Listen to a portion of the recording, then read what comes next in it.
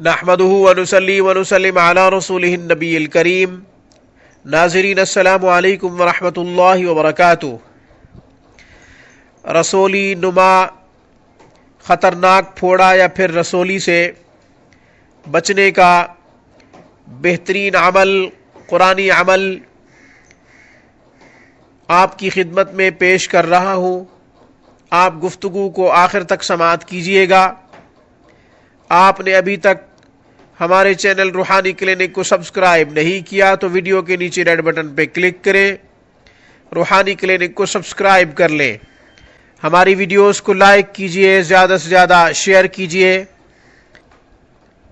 رسولی نما خطرناک پھوڑا ہے یا پھر ڈاکٹروں نے رسولی بتائی ہے۔ رسولی جسم کے کسی بھی حصے میں ہو، آپ یہ عمل کر سکتے ہیں۔ عمل بہت آسان ہے۔ آپ نے ایک کدو لینا ہے اور متاثرہ جگہ پہ 7 مرتبہ اس کدو کو پھیرنا ہے۔ اس کے بعد سورۃ مزمل شریف پارہ نمبر 29 میں ہے۔ سورۃ مزمل 7 مرتبہ کدو کے اوپر پڑھے اور چھری کے ساتھ کدو کے ٹکڑے ٹکڑے کرتے رہے۔ جب تک پڑھتے رہے اس وقت تک چھری کے ساتھ کدو کو کاٹتے رہے۔ سورۃ مزمل 7 مرتبہ جب پڑھ لے اس وقت تک انشاءاللہ کدو بھی ٹکڑے ٹکڑے ہو چکا ہوگا۔ اس کے بعد آپ ان ٹکڑوں کو جو کدو کے آپ نے ٹکڑے کیے ہیں پانی میں بہا دیں۔ یہ عمل 3 دن کرے۔ جمعرات سے یہ عمل شروع کیا جائے، جمعرات، جمعہ، ہفتہ، پھر چھوڑ دیا جائے اس عمل کو۔